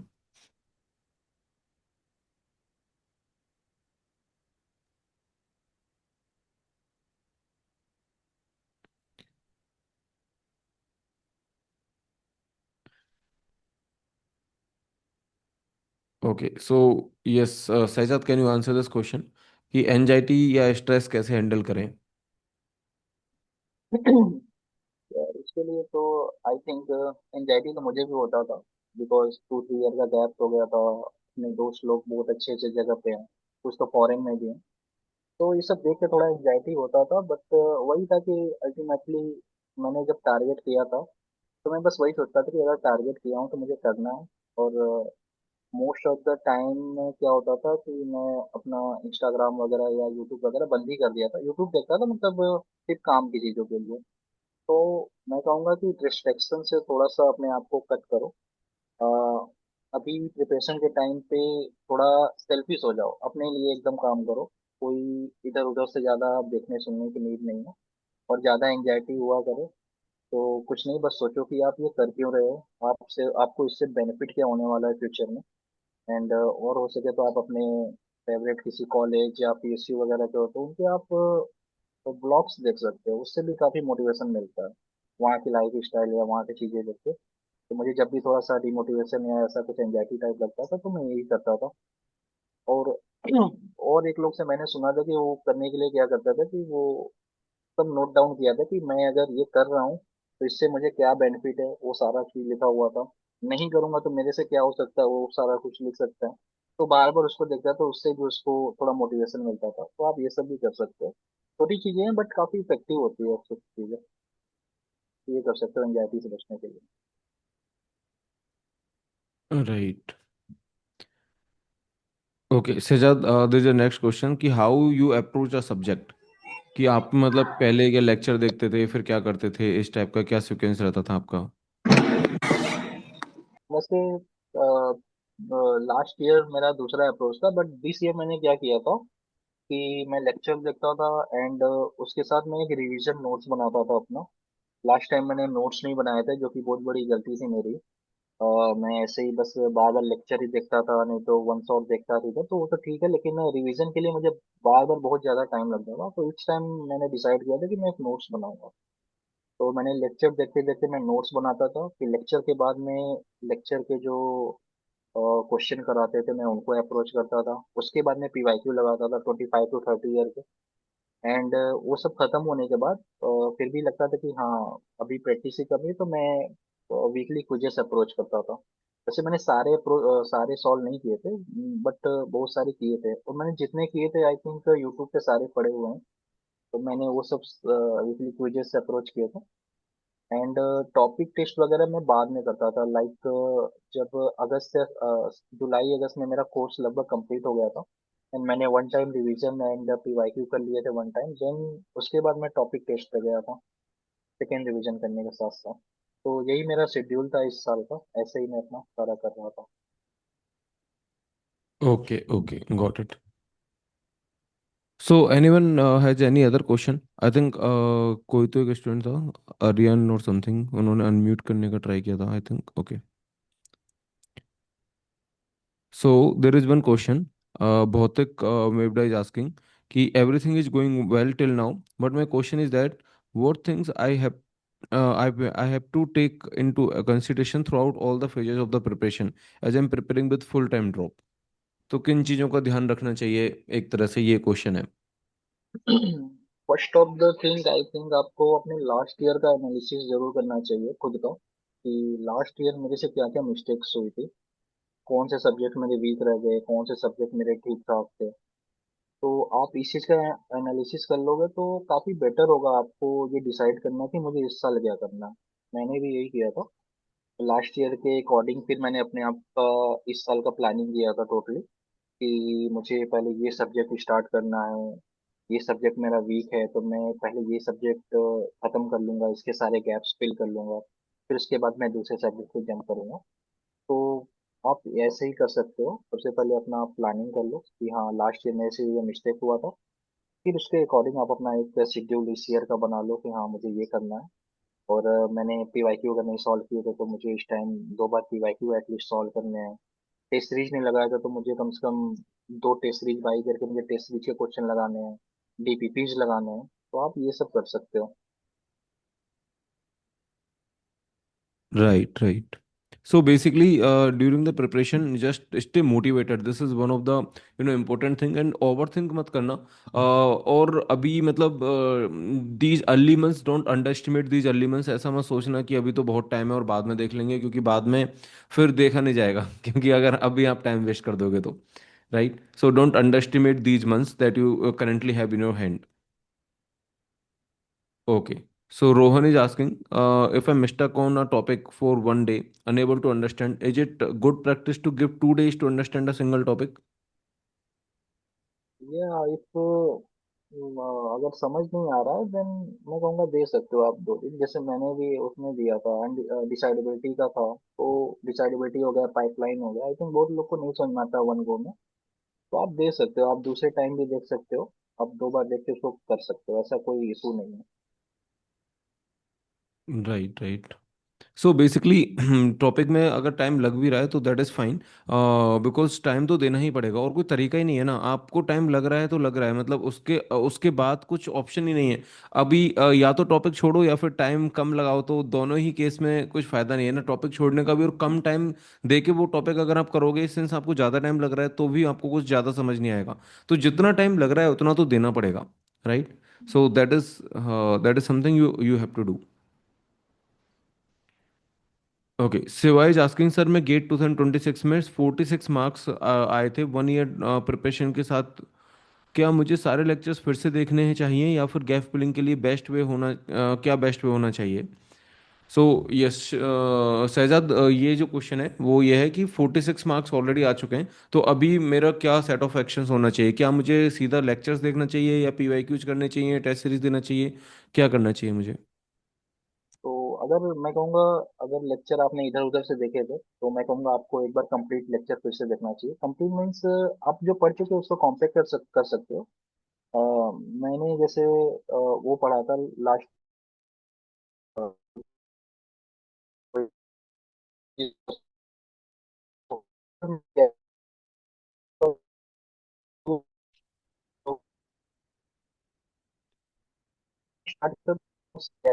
आए थे। सजल सॉरी, आई थिंक आपके इंटरनेट में कुछ इशू था। हाँ अभी सही है। हेलो। हाँ हेलो हाँ सर, हाँ। वॉइस आ रही है? Yes yes. हाँ, तो मैं कह रहा जैसे मैंने लास्ट ईयर क्या हुआ था, जैसे मैंने भी इधर उधर से पढ़ा हुआ था। तो वो क्या था, वो सरफेस लेवल का लर्निंग था। तो शुरू में तो मैंने सोचा था कि जो मेरे टॉपिक्स बस वीक है मैं उसी को करूंगा, बट मैं जब स्टार्ट किया था वीक टॉपिक से, तो उसमें भी क्या था कि जो टॉपिक मैं ऑलरेडी पढ़ चुका था, जो मुझे लग रहा था काफी अच्छे हैं, उसमें भी गैप्स निकल के आए थे। बहुत सी चीजें ऐसी थी जो लग रहा था कि नहीं मैंने पढ़ा ही नहीं था, या बहुत सी चीजें ऐसा था कि मिसकॉन्सेप्शन टाइप होता। तो मेरा सजेशन ये है कि आप लेक्चर देखो, पूरा ही देखो। मैं कहूँगा जो पढ़ चुके हो आप उसको भी देखना। कॉम्पैक्ट कोर्स अगर है उसका तो आप कॉम्पैक्ट कोर्स से देख सकते हो। अगर नहीं तो आप फुल फुल लेक्चर देख सकते हो। नहीं तो आप एक काम कर सकते हो, एनोटेटेड नोट से आप एक बार उससे ही पढ़ के कर सकते हो अगर आपके पास टाइम कम है तो। बट इट्स बेटर कि आप एक बार लेक्चर सबके ही दोबारा देख लो तो ज्यादा बेटर है। देखिएगा आपको काफी मतलब मिसकॉन्सेप्शन फिर भी निकल के आएगा। मिसकॉन्सेप्शन क्या, गैप्स गैप्स जो है ना, कॉन्सेप्चुअल गैप्स निकल के आएंगे बहुत सारे। मेरे भी निकल के आए थे। ऑल्दो मैंने लास्ट ईयर 73 मार्क्स पाया था, लेकिन इस साल जब मैंने प्रिपेयर किया था तो समझ में आया था कि अभी बहुत सारे गैप्स थे ऑलरेडी। वो पेपर इजी था, आई थिंक इस वजह से 73 आ गया। अदरवाइज मुझे नहीं लगता 73 भी आ पाता। अगर थोड़ा नॉर्मल पेपर होता तो आई थिंक सेकंड शिफ्ट में होता तो मे भी ना आ पाता। So okay. आप देखो, पूरा ही देखो। So actually that person was already go classes student only, so उन्होंने मतलब गो क्लासेस से ही पढ़ा है, that's what he is saying. तो अगर आपने ऑलरेडी पढ़ लिया है तो आपको रिवाइज तो सारा ही करना है and prepare like a beginner. Don't don't मतलब think yourself as too much कि मतलब आपको ऑलरेडी इतना आता है या ये है। आप प्रिपेयर लाइक अ बिगनर और आपको उस मेक श्योर करना है कि आप कोई भी चीज़ स्किप नहीं कर रहे हो। अगर आपने ऑलरेडी गो क्लासेस से पढ़ा है तो आपको रिवीजन तो करना ही पड़ेगा, डेफिनेटली करना पड़ेगा। आपको अल्टीमेटली मेक श्योर करना है कि जो हमने पढ़ाया है वो आप सब कुछ पढ़ रहे हो। ऐसा कुछ नहीं हो रहा कि हमने पढ़ाया है लेकिन आप नहीं पढ़ पाए बिकॉज आपको लगता है कि आपको आता है या फिर आपको नहीं पढ़ना। मतलब आपको पढ़ना तो सारे लेक्चर्स ही हैं, या तो लेक्चर फॉर्म में पढ़ो या एनोटेटेड नोट्स देख के पढ़ो। जैसा भी आपको आप बेटर स्पीड में कर पाओ वैसा आप कर लो क्योंकि ऑलरेडी आप देख चुके हो। बट डेफिनेटली लेक्चर सारे देखने हैं एंड बिगनर की तरह प्रिपरेशन करना है। मतलब जैसे फर्स्ट टाइम करते हैं। हाँ, आपकी पुरानी प्रिपरेशन में आपने जो पढ़ा वो आपको डेफिनेटली इस प्रिपरेशन में बहुत ज़्यादा हेल्प करेगी, लेकिन उसको उसको ये सोच के कि मुझे तो आता है, ये सोच के अपने आप को मतलब एक हार्म नहीं करना है। मतलब अपने आप आपके पोटेंशियल लेट सपोज कि अच्छा करने का है, लेकिन आप ये सोच लो कि मेरे को तो ऑलरेडी आता है, मेरे को जरूरत ही नहीं है पढ़ने की, तो वो एक चीज गलत हो जाएगी। वहां पे आपको एवेल्यूट करना होगा कि नहीं, मतलब नहीं आता तो just accept it, that's fine. मतलब आपने लास्ट ईयर पढ़ा था बट अभी नहीं आता तो accept it and learn it, because this is going to be that's how we should be basically making our mindset. So think like that this is going to be your last attempt, you are not going to prepare after it. So definitely do not take any risk by leaving the topics or by just thinking that you know. If you really know, that is fine. If you are dicey or if you are in confusion कि हाँ मुझे थोड़ा थोड़ा आता है, तो वो आपको पढ़ना तो पड़ेगा। Okay. So next question is sir, right approach क्या है पीवाई क्यूज को करने की? जो क्वेश्चन नहीं बन रहे उनको कैसे करना है? जो क्वेश्चन नहीं बनने, आई थिंक आप उसका सॉल्यूशन देखते बस उसका कॉन्सेप्ट लिख लो। मैं तो यही करता था कि जब मुझसे नहीं बनता था तो मैं उसको मार्क एक तो कर लेता था, ताकि मुझे नेक्स्ट टाइम जब मैं पीवाईक्यू लगाऊंगा तो उस क्वेश्चन को दोबारा मैं लगाऊंगा जरूर। एंड उसका मैं सॉल्यूशन देखता था एंड उसको नोट करता था मैं कि इसका ये कॉन्सेप्ट था जो मुझसे नहीं सॉल्व हुआ है, और क्वेश्चन नंबर लिख देता था मैं। एंड जब भी रिवीजन होता था तो मैं उसको भी रिवीजन करता था। तो आप ये फॉलो कर सकते हो। मे बी ये काम ना आए आपके लिए तो आप दूसरा कोई स्ट्रेटेजी भी देख सकते हो, बट मेरे लिए तो ये काम किया था।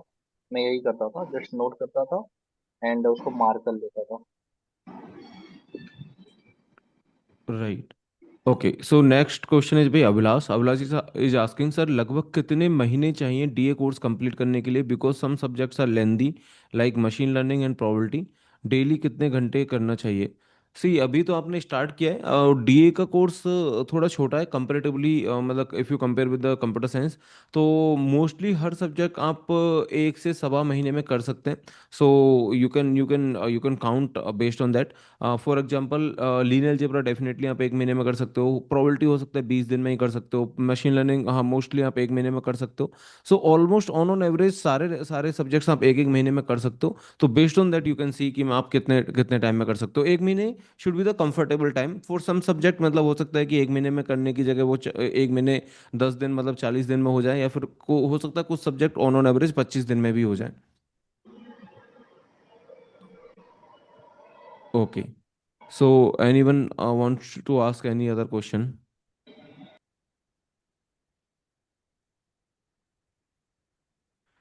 Yes, about the revision, Ajitesh is asking about the revision, कि थोड़ा रिवीजन पे फोकस कैसे करें जो हो चुके हैं। जैसे मेरा अभी अभी अभी इंजीनियरिंग मैथमेटिक्स डन है, तो क्या फ्रिक्वेंसी होना चाहिए? Any suggestion? I am a first time learner. So revision के बारे में सजाद, आप क्या सजेस्ट करोगे? आई थिंक अगर आपका खत्म हो चुका है engineering mathematics, then I think तो आप डेली 1 आवर निकाल सकते हो। 1 आवर में आप रिवीजन कर सकते हो उसका। एंड 2-4 क्वेश्चन या 5 क्वेश्चन आप पीवाईक्यू को भी लगा सकते हो उसमें।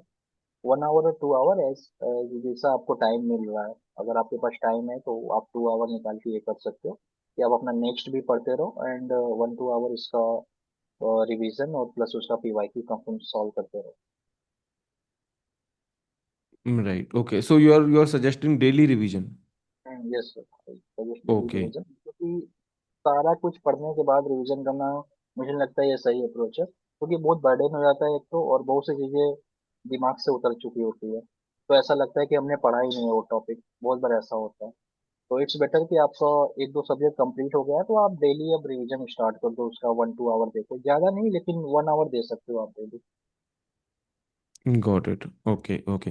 So basically this is very nice, I can say strategy to revise.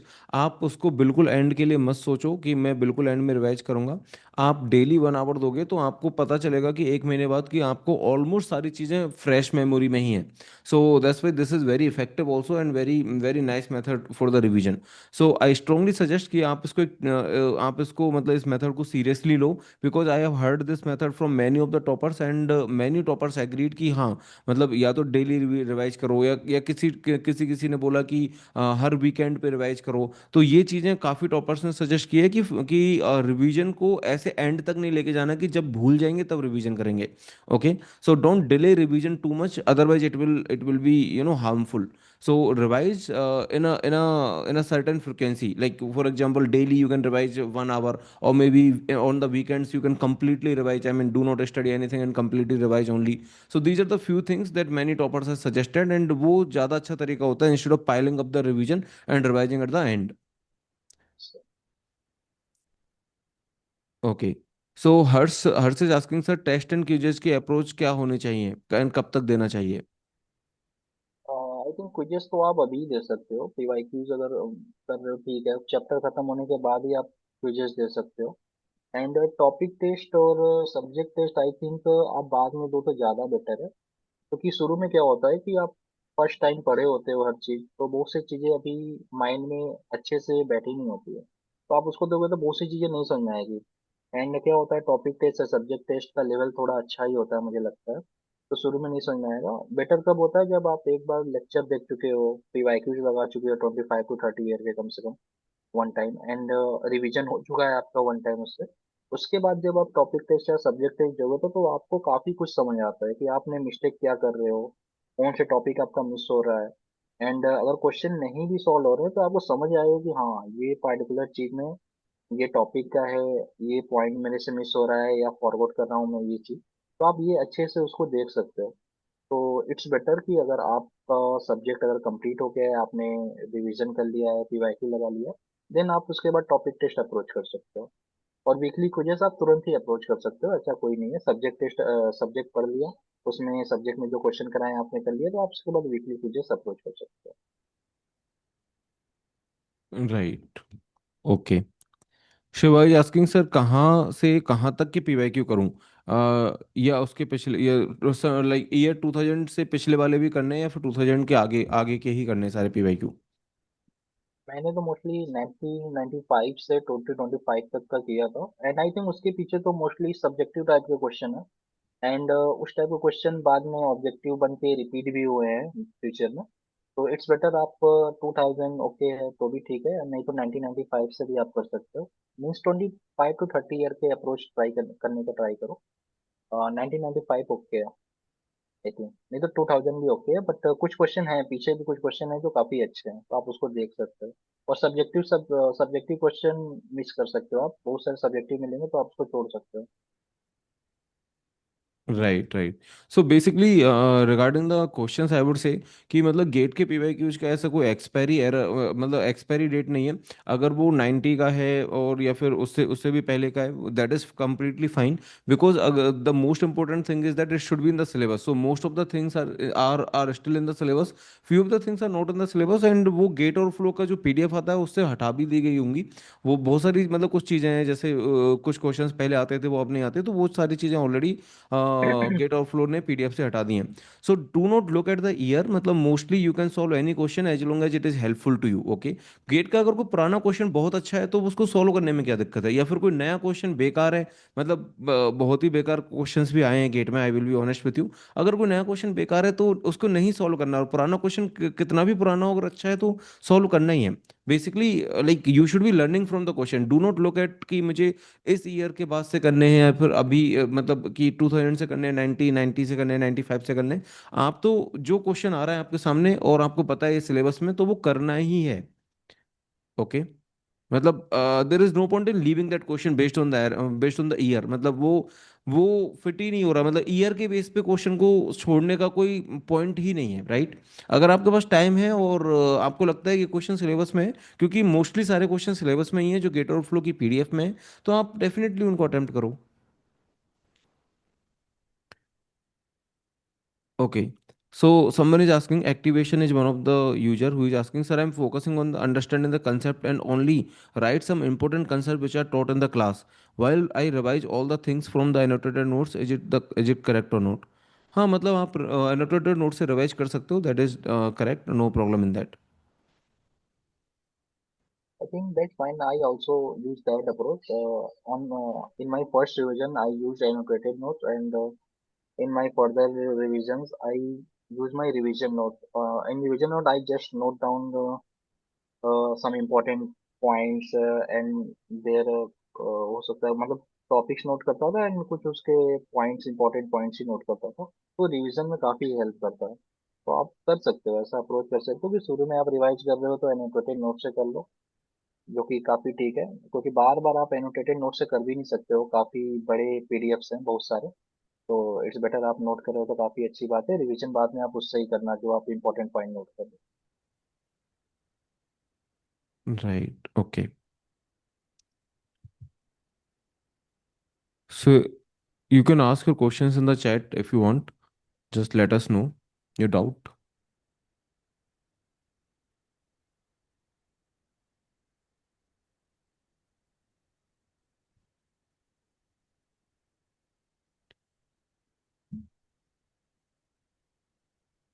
Okay. Anyone else wants to ask something?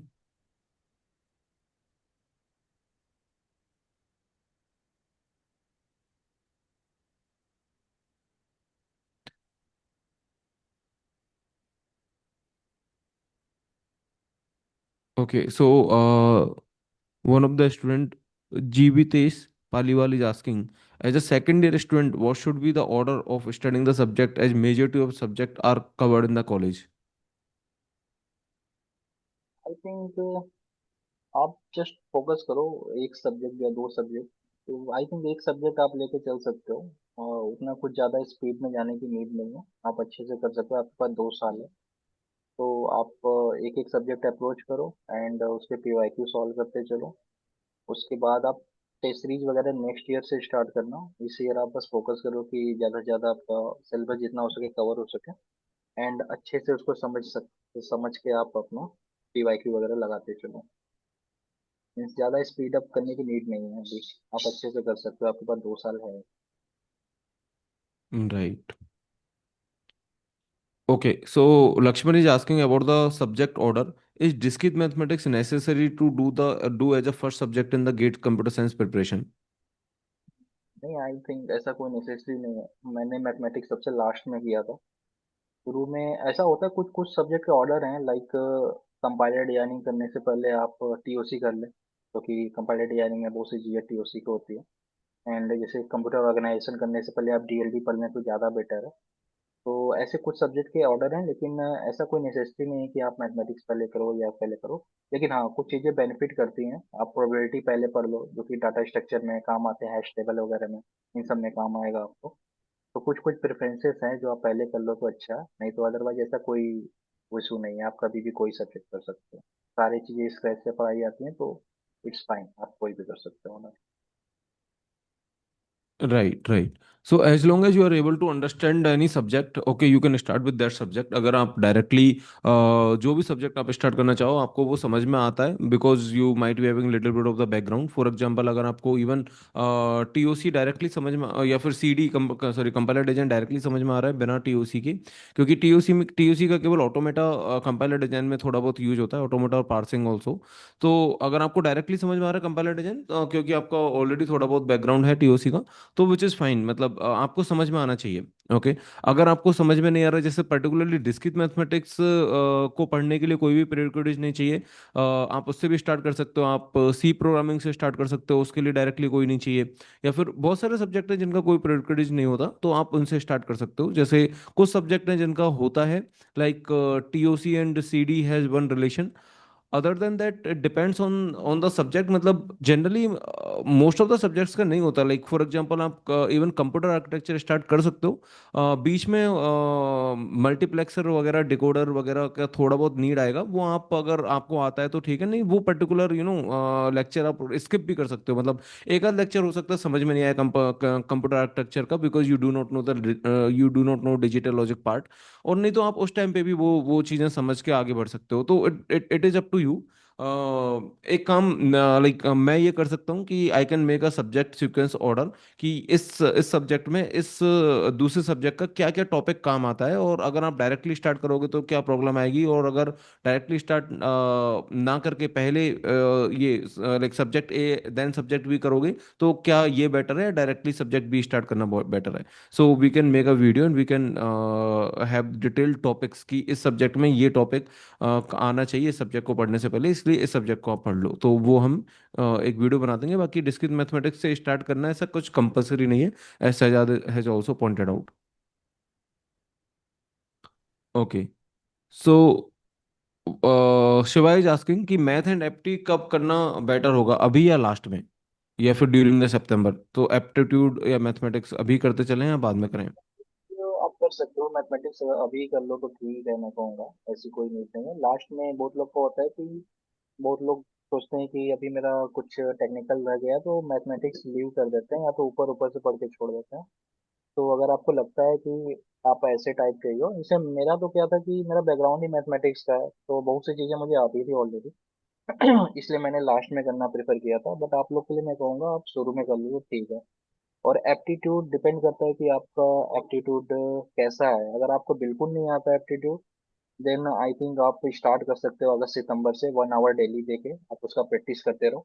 लेकिन अगर आपको लगता है आपका एप्टीट्यूड ठीक ठाक है, एवरेज है, तो मैं कहूँगा आप पीवाईक्यू से स्टार्ट करो, और उसमें आपको जिस टॉपिक में इशू हो रहा है, आप बस वो टॉपिक जाके यूट्यूब से या कहीं से, आप कोर्स से किसी से भी देख सकते हो। जैसे आपने कोर्स लिया तो आप कोर्स से देख लो। आप ये अप्रोच फॉलो कर सकते हो, मतलब बैकवर्ड कर सकते हो, कि पहले आप पीवाईक्यू कर रहे हो, उसमें इशू आ रहा है, बस वो टॉपिक देख सकते हो। और अगर आपका बहुत वीक है तभी आप सिलेबस वाइज जाना कि मुझे सारी चीजें करनी है फिर से, तो आप ऐसे कर सकते हो, ठीक है। Right, okay. So let's go to the next question. Okay, one of the student whose name is Activation, who is asking, sir, I want to know what is the something extra that you feel that you have done which help you a lot in your preparation while attempting the paper?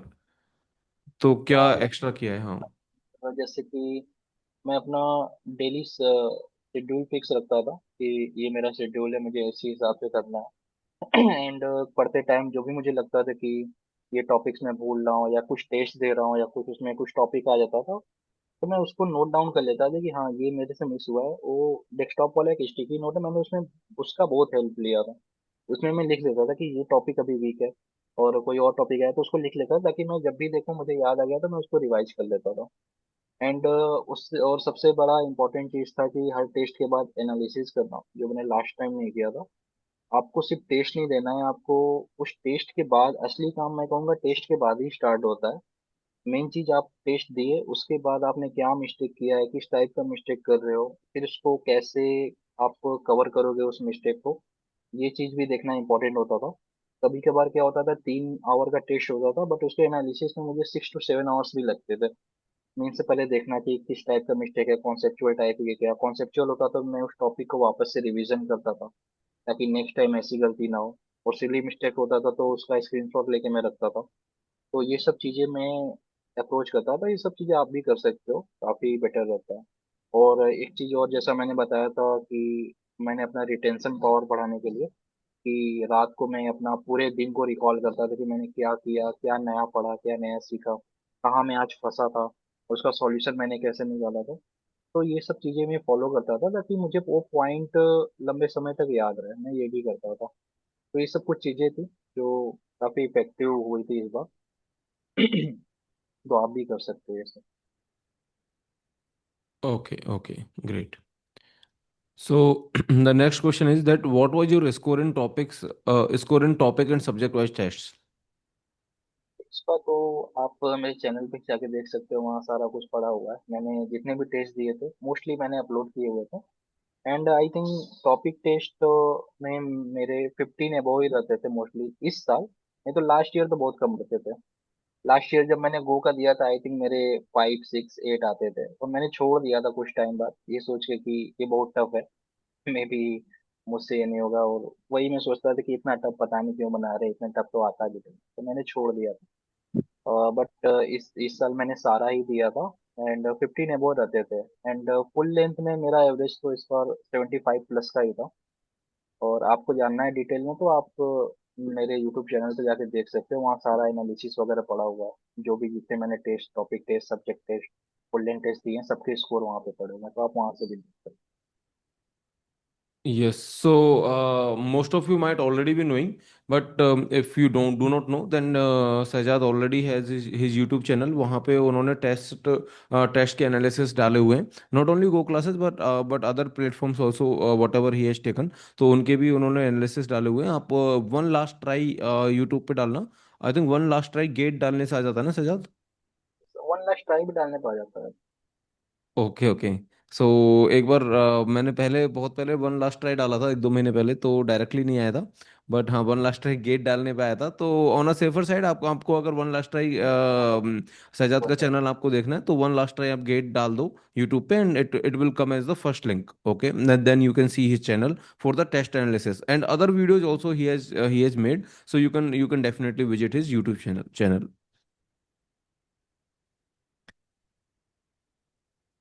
Okay, so the next follow up question was कि आप जब test attempt करते हो तो आपका mindset क्या रहता था? क्या कि मतलब एज अ गेट एग्जाम रहता था कि ये गेट का एग्जाम है, या फिर मतलब नॉर्मल नॉर्मल रहता था कि मैं मॉक टेस्ट दे रहा हूँ? ऐसा कोई शुरू में तो नहीं था, टॉपिक टेस्ट सब्जेक्ट टेस्ट में ऐसा कोई नहीं था, और फुल लेंथ टेस्ट में भी ऐसा कुछ उतना नहीं था। लेकिन AIMT के टाइम मेरा अप्रोच ये था कि मैं लाइव टेस्ट दे रहा हूँ, मैं एज अ गेट का टेस्ट दे रहा हूँ। एंड उस टाइम मेरा माइंडसेट एकदम अलग होता था, और आई थिंक मेरे सबसे हाईएस्ट मार्क्स AIMTs में ही आते थे। अदरवाइज मेरा कंसंट्रेशन थोड़ा सा कम रहता था बाकी फुल लेंथ में। बाकी फुल लेंथ का एवरेज आई थिंक मेरा 70 to 80 में आते थे। बट मैंने जितने भी AIMTs दिए आई थिंक 6 AIMTs था, और सब में मेरे 80 प्लस ही आते थे, क्योंकि मैं वो सोच के चलता था कि ये मेरा गेट का ही एग्जाम है, मैं इसीलिए एकदम फोकस होकर देता था। उसमें काफी अच्छी एक्यूरेसी मेरी आ जाती थी। आई ओके थिंक मैक्सिमम मेरा 93 गया था AIMT 6 में, एंड उससे बिलो 89 था। एंड उससे बिलो थर्ड हाईएस्ट मेरा गेट गेट का स्कोर है। 85.6 मेरा गेट का स्कोर थर्ड हाईएस्ट मेरा ओवरऑल फुल लेंथ में सबसे हाईएस्ट था। तो ये सब चीजें था, बाकी ऐसा कुछ था नहीं कि मैं एकदम गेट का ही सोच के देता था। AMTC देता था, बस ऐसा सोच। Okay, okay.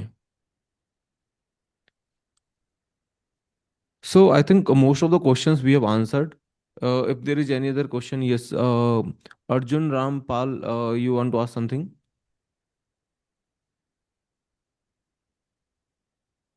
So you have already unmuted yourself. You can just speak up and ask if you want to ask something. Okay, you don't want to ask. Great. So most of the questions we have answered. One of the question, okay, in the chat we still have a question. Is sir, how you approach the lecture of the subject and practice problem and revision of that lecture? ये तो मैंने सब बता चुका हूँ कि मैं lecture देता था, एंड उसके बाद लेक्चर में जो क्वेश्चन कराए आई थिंक उसको मैं अप्रोच करता था। उसके बाद में रिवीजन के साथ साथ ही से चैप्टर, वो सब्जेक्ट अगर खत्म हो गया तो मैं उस चैप्टर का रिवीजन के साथ साथ ही पीवाईक्यू सॉल्व करता था। ये होता था मेरा एक चैप्टर के अप्रोच, कि चैप्टर करना है, उसके लेक्चर के क्वेश्चन करने हैं, तो और खत्म होने के बाद रिवीजन के साथ साथ पीवाईक्यूज करने हैं। मुझे 25 to 30 ईयर अप्रोच मैं ये फॉलो करता था। Okay, okay.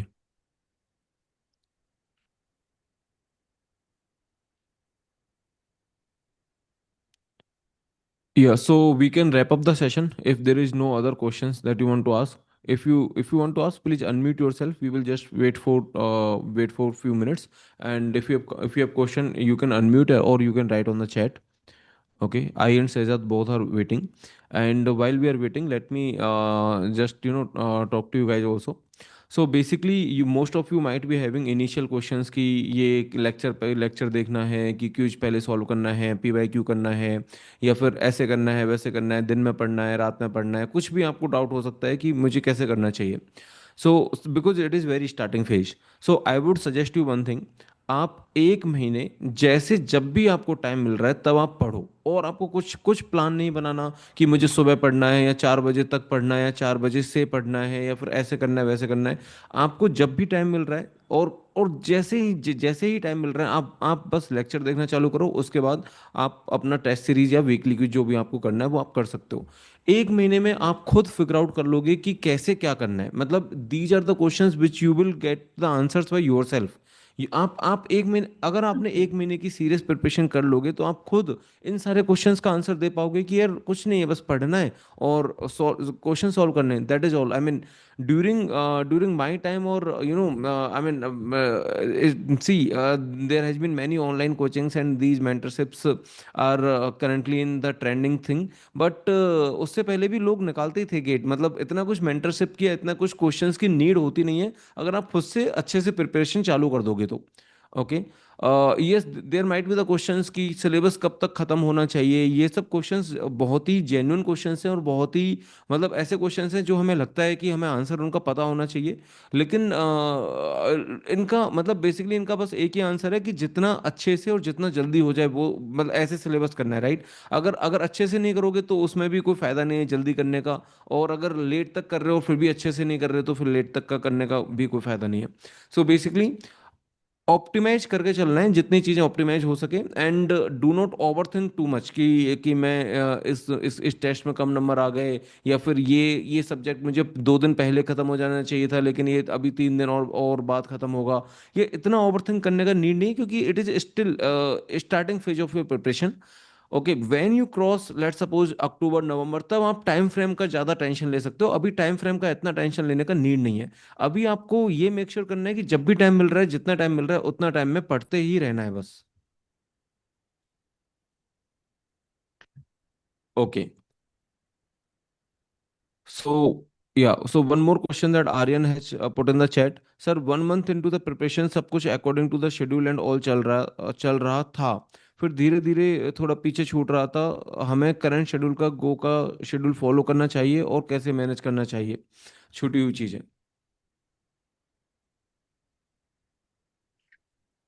तो आई थिंक जो छूट गया उसके बारे में सोचने से बेटर है आप जहाँ से छूटा है आप वहीं से स्टार्ट करो, कोई इशू नहीं है।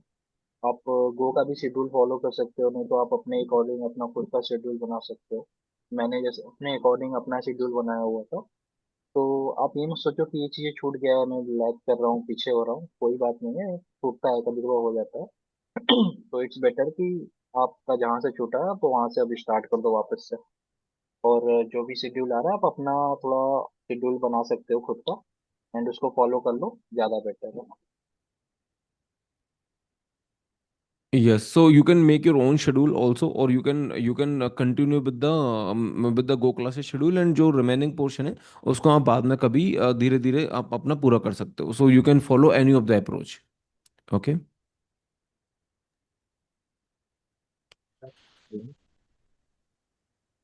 Okay, so thank you everyone for staying up and for asking the questions. I hope this session was really useful to your preparation. And yes, so one of the students is saying congratulations, Bhaiya, on securing such a good rank. Hope in future, if I face any problem, will contact you for some guidance from Chota Bhai. So Ajitesh Kishan has wrote this. Yes, Ajitesh, हाँ, definitely you can reach Sajad. करो, कोई issue नहीं। हम लोग हैं, sir लोग लेकिन हैं, मेरा कोई भी आप किसी से कोई डाउट हो आप अप्रोच करो, कोई इशू नहीं है। Thank you right, sir. And there will be more mentorship session by Shahzad also, एंड आप उनको लिंक्डइन पे भी अप्रोच कर सकते हो, आप उनके यूट्यूब चैनल पे भी कमेंट करके अप्रोच कर सकते हो. So there multiple ways to reach Shahzad. मतलब हर किसी का यूट्यूब चैनल नहीं होता, तो सहजाद का है, तो वहाँ पे आप कमेंट करोगे तो वो वहाँ पे आंसर करेंगे ही, क्योंकि यूट्यूब पे जनरली कोई क्वेरी पूछता है तो आंसर करते ही हैं. और वहाँ पे भी बहुत सारी स्ट्रेटेजी वीडियोस वगैरह हैं, तो आप देख सकते हो नोट्स कैसे बनाना है, मैंने क्या अप्रोच फॉलो किया था, कैसे किया था, सारा चीज वहाँ पे, तो आप लोग वो सब्जेक्ट के भी कुछ सीख सकते हो वहाँ से, तो आप लोग देख सकते हो वो सब्जेक्ट। यस. सर एक लास्ट लक्ष्मण और is again and again asking कि आप आईपीएल देखते थे क्या ड्यूरिंग योर प्रिपरेशन. हाँ, ऐसा कुछ नहीं है, मैं देखता था, बट सिर्फ अपने फेवरेट टीम का ही देखता था, एक दो मैच मैं भी ठीक है चलता था बीच बीच में। मैं भी ऐसे ऐसे सीएसके का देखता हूँ। सारे मैचेस में नहीं देखता था। फैन भैया, या मैं भी सिर्फ सीएसके का देखता हूँ। सीएसके के बारे में बोलने के लिए अजितेश ने ये अनम्यूट किया अपने आप को. ओके, सो अभी यहाँ पे कंपटीशन चालू नहीं होना चाहिए कि सीएसके आरसीबी और ये. सो बट या, गुड टू हियर अजितेश कि आप सीएसके का देखते हो. सो बेसिकली मतलब ये तो आपके ऊपर डिपेंड करता है यार, आपको मन कर रहा है तो देख लो, है ना, और इतना ज़्यादा टाइम वेस्ट भी नहीं बीच करना. में क्या होता है कि बोर हो जाते हैं पढ़ते पढ़ते, तो आप ठीक है 1-2 आवर रेस्ट लेके आप मैच देख सकते हो, ऐसा कोई इशू नहीं है, मैं भी देखता था बीच बीच में। बट ऐसा ना हो कि आप बस उसी में लगे हो, आप इंस्टाग्राम रील देखते रह रहे हो या फिर मैच ही देख रहे हो, सारे मैच देख रहे हो, ये सब से थोड़ा बचने का ट्राई करें। और हाँ ठीक है, थोड़ा बहुत चलता है, कोई इशू नहीं। Right, right, right. Okay. So thank you everyone for attending the session and asking the questions. I hope this will be very much useful to your preparation. And there will be much more mentorship sessions that we will bring. There has been only already two sessions was over, and this is the third session. So in this year we will be conducting multiple mentorship sessions to help you all. And also thank you Sajad for joining and answering all the questions very patiently.